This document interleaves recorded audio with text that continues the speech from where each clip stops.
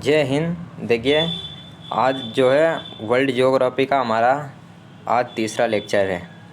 इससे पहले जो है हमने 2 लेक्चर पूरे करा दिए। आप उन्हें जो है प्लेलिस्ट में जाकर देख सकते हो। उसमें हमने बात की थी एशिया तथा यूरोप की, जो है हमने बात कर ली। और आज जो है हम महाद्वीपों से संबंधित जो है कुछ बात करेंगे और इसके बाद में जो है अंटार्कटिका की बात करेंगे। और ये जो पीडीएफ है आप टेलीग्राम से डाउनलोड कर लेना, उसकी लिंक जो है आपको नीचे डिस्क्रिप्शन में मिल जाएगी। तो चलिए बढ़ते हैं आगे। और सबसे पहले जो है महाद्वीपों के बारे में कुछ बातें कर लेते हैं। जैसे क्षेत्रफल के आधार पर, जनसंख्या के आधार पर कौन से महाद्वीप जो है इनका क्रम देख लेते हैं। तो चलिए सबसे पहले जो है क्षेत्रफल के आधार पर जो है महाद्वीपों को देख लेते हैं। तो इसमें जो है सबसे बड़ा महाद्वीप आता है एशिया, अफ्रीका, उत्तर अमेरिका, दक्षिण अमेरिका, अंटार्कटिका, यूरोप तथा ऑस्ट्रेलिया। ये जो है क्षेत्रफल के आधार पर क्रम वाइज हैं। ये कभी कभी जो है इनका परीक्षा में क्रम पूछ लिया जाता है। उसके बाद जो है हम जनसंख्या के आधार पर देख लेते हैं। तो इनमें जनसंख्या के आधार पर भी जो है सबसे बड़ा ये एशिया है। उसके बाद अफ्रीका, यूरोप, उत्तर अमेरिका, दक्षिण अमेरिका, ऑस्ट्रेलिया तथा अंटार्कटिका जो है आ जाता है। लेकिन अंटार्कटिका में जो है यहाँ पर कोई जनसंख्या नहीं रहती है। इसे आप मानो या ना मानो, तो इसे सातवें नंबर पर भी जो है रख सकते हो या नहीं रख सकते हो, इससे कोई फ़र्क नहीं पड़ता है। तो अब बढ़ते हैं आगे। अब यहाँ पर एक शब्द आता है महाद्वीपीय विस्थापन सिद्धांत, जो कि अल्फ्रेड वेगनर ने दिया था। ये अल्फ्रेड वेगनर जो है ये जर्मनी के एक भूगोलवेत्ता थे, जो कि इन्होंने ये सिद्धांत दिया था।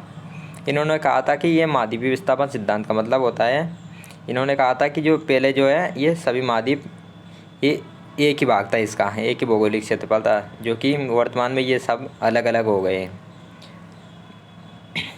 तो इनका एक भाग था जो कि पेंजिया था, जो कि बाद में अलग हो गए, जिसमें कि जो उत्तर की तरफ उत्तर वाला भाग था, जैसे कि ये मान लो पेंजिया है, तो जो ऊपर का हिस्सा था इसे कहा गया अंगारा लैंड या लोरेशिया, और जो नीचे का भाग अलग हुआ इसे कहा गया गोंडवाना लैंड। तो ये अलग हो गए।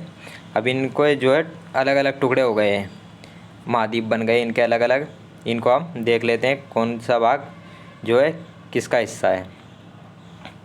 तो इसमें जो है अंगारा लैंड जो है, ये अंगारा लैंड या लोरेंसिया के अंतर्गत आ जाते हैं। इसमें उत्तर अमेरिका, यूरोप और एशिया आ जाते हैं, जिसमें कि यूरेशिया भी यूरोप और एशिया के सम्मिलित रूप को यूरेशिया कहते हैं। ये इसके अंतर्गत आ जाते हैं। अब यहाँ पर जो है गोंडवाना लैंड के ये इससे देख लेते हैं कि इनके अंतर्गत जो है कौन कौन आते हैं, कौन कौन से महाद्वीप आते हैं, जिसमें कि दक्षिण अमेरिका, अफ्रीका, अंटार्कटिका, ऑस्ट्रेलिया तथा अपना जो है प्रायद्वीपीय भारत आ जाता है।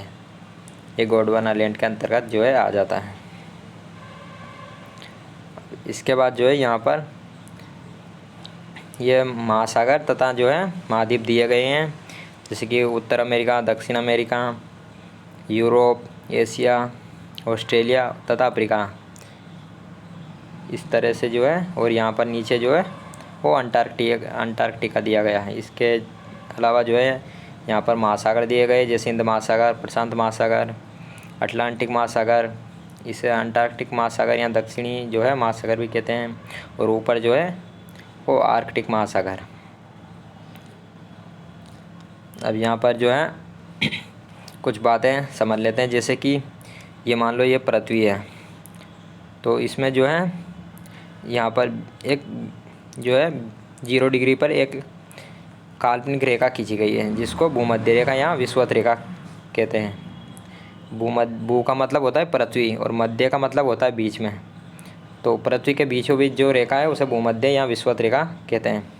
और जो उत्तर तथा दक्षिण में जो 23.5 डिग्री पर जो है जो रेखा है, उन्हें उत्तरी जो है उत्तर में जो है 23.5 डिग्री को कर्क रेखा कहते हैं, तथा नीचे जो है 23.5 डिग्री को वो जो है मकर रेखा कहते हैं। इसी तरह जो है उत्तर में 66.5 डिग्री को जो है आर्कटिक वृत्त कहते हैं, और नीचे 66.5 डिग्री को दक्षिणी या अंटार्कटिक व्रत कहते हैं। और यहाँ पर जो है 90 डिग्री आ जाती है दोनों तरफ। अब यहाँ पर जो है ये प्रश्न कई बार पूछा गया है कि कौन सा महाद्वीप से होकर कौन कौन सी जो है रेखाएं गुजरती है। तो यहाँ पर हम ट्रिक से जो है देख लेंगे इन सबको। तो आपको क्या करना है कि एशिया अफ्रीका इस तरह से ये देखने हैं। तो आपको सबसे पहले ये यहाँ 3 बार जो है आम लिख देना है और 2 बार जैसे यहाँ पर लिखा गया है इसी तरह जो है 2 बार कवि लिख देना है और 3 बार जो है आपको आम लिख देना है। तो यहाँ पर दिया गया है जैसे कि आ का मतलब आर्कटिक व्रत हो गया, मे का मतलब मकर रेखा, के का मतलब कर्क रेखा और वी का मतलब विषुवत रेखा। तो यहाँ पर अब देखना जैसे जैसे एशिया महाद्वीप है तो इससे होकर कौन कौन सी रेखाएं गुजरती है। तो इससे होकर आर्कटिक व्रत, कर्क रेखा तथा विषुवत रेखा जो है गुजरती है। अफ्रीका है, अफ्रीका से जो है मकर रेखा, कर्क रेखा तथा विषुवत रेखा जो है गुजरती है। इस तरह जो है ये रेखाएं गुजरती है। जैसे ऑस्ट्रेलिया है, ऑस्ट्रेलिया से केवल मकर रेखा जो है गुजरती है। तो इस तरह से जो है आप ये ट्रिक लगा कर जो है याद कर सकते हो। जैसे 3 बार तो यहाँ पर आम लिखना महाद्वीपों के सामने और 3 बार जो है इस तरह से कवि लिखना। तो अब बढ़ते हैं आगे। अब यहाँ पर जो है हम अंटार्कटिका महाद्वीप के बारे में कुछ बातें जान लेते हैं।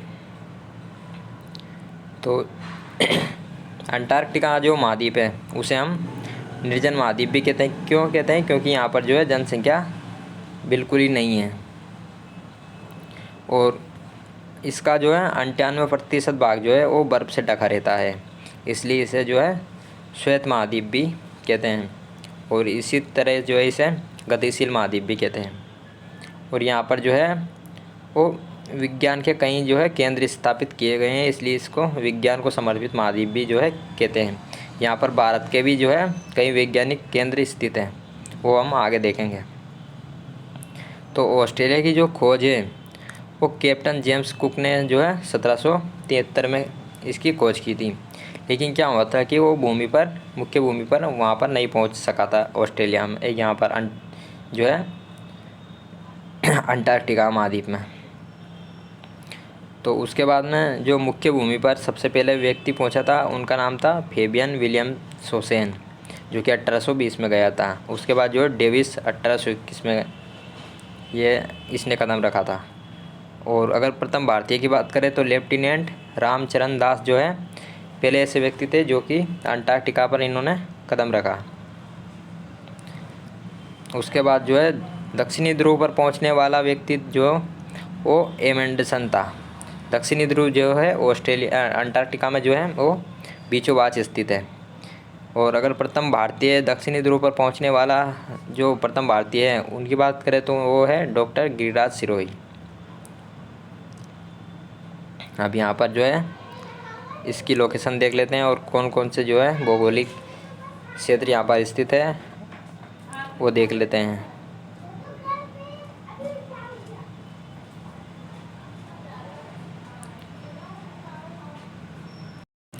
तो सबसे पहले जो है आप इसके मैप को जो है लोकेट कर लेना इसमें जो है। तो यहाँ पर ऊपर जो है हिमाद्री जो कि आर्कटिक पर स्थित है, ये उत्तरी ध्रुव हो जाता है। और यहाँ पर जो है एक ज्वालामुखी जो है यहाँ पर स्थित है जो कि माउंट इरेबस इसे कहा जाता है। और ये जो है विश्व का सबसे दक्षिणतम जो है सक्रिय ज्वालामुखी माना जाता है, माउंट इरेबस। इसके अलावा जो है यहाँ पर एक सागर दिखाया गया है जो कि रोस सागर है।